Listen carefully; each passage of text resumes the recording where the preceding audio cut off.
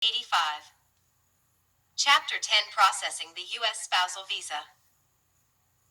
Summary: my boring life while waiting for the approval of my U.S. spousal visa petition. My long-distance relationship with my husband, Jeffrey. The approval of my U.S. spousal visa petition, and the first vision that God revealed to me about Jeffrey. Jeffrey and I communicated through emails every day and talked on the phone each Wednesday and Saturday. One day he said, "Honey, guess what? I applied for your U.S. spousal visa when I arrived home, and I received a letter today that your U.S. spousal visa is approved." When I heard those words, I was so excited and happy, and I almost shouted, "Oh, thanks be to God, He has heard our prayers." The book of Psalm 37:4 NKJV, which says, "Delight yourself also in the Lord, and He shall give you the desires of your heart." How soon can I come to the United States? I asked immediately. I am so excited that we will be reunited soon. Jeffrey replied, "Relax, Kimberly.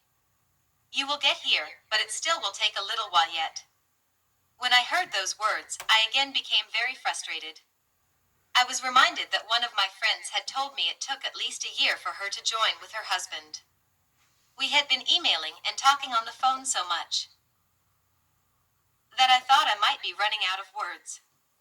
One day when I checked my email, Jeffrey appeared to be upset that my messages were so short. He asked me to write more detailed stories and updates about my life. He also repeated his requirement that I write down all my expenses, from the biggest to the smallest amount. Since he was sending me money every month while waiting for my U.S. spousal visa, I was not used to having a real relationship with a man, and I saw nothing wrong with his request. Still, however, it was hard for me to be at ease with Jeffrey, as I had not had a serious relationship with a man while I was in college, and I could not really tell if we had different personalities, or our misunderstandings were normal. 86. On my side of the ocean, while waiting for my U.S. spousal visa, I eventually decided to stay at my parents' house. One day, my mother suggested to me to help pay some bills. Nevertheless, I offered to keep paying their motorcycle bill and contribute toward food expenses every month. They agreed to my terms, and I found myself investing more of my time in the next months in helping my parents, siblings, relatives, and friends. Although I had lost some of my own comfort zones, I knew I would be leaving them soon and moving across the ocean to the United States. God was giving me a chance to spend time with my loved ones. I did not have many hours to spend with my family back then, because I was terribly busy studying for my master's degree, preparing for my teacher's license review, working at 2 jobs, and actively participating in several religious organizations. While I was waiting for my U.S. spousal visa to be approved, I treasured whatever time I could find to be with them. During this period of waiting for my U.S. spousal visa, Jeffrey and I had many disagreements that caused me to shed tears time and again. Finally, I decided I would have to talk to him about all our arguments.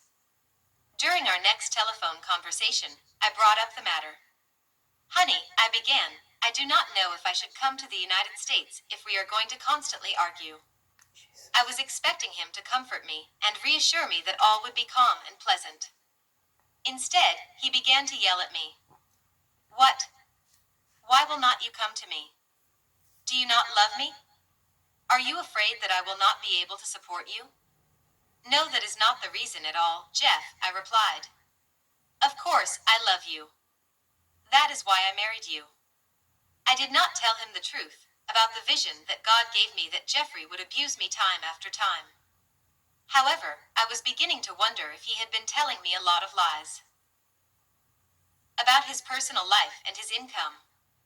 Nevertheless, for some reason, I quickly spoke up and said, okay, I will come to the USA. I do really love you, and I believe you can support me." Jeffrey calmed down immediately, and we continued our conversation more pleasantly. 87. He again reminded me, as he had done when we were dating, that he really needed help in taking care of his children and paying some of his bills. I told him I was very willing to help him in any way I could.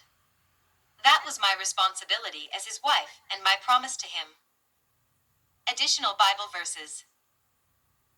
Matthew 17:20, NKJV. So Jesus said to them, because of your unbelief, for assuredly, I say to you, if you have faith as a mustard seed, you will say to this mountain, move from here to there, and it will move, and nothing will be impossible for you.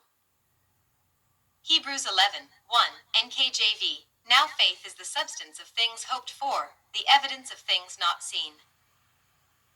Galatians 5:22-23, NKJV. But the fruit of the Spirit is love, joy, peace, long-suffering, kindness, goodness, faithfulness, gentleness, and self-control.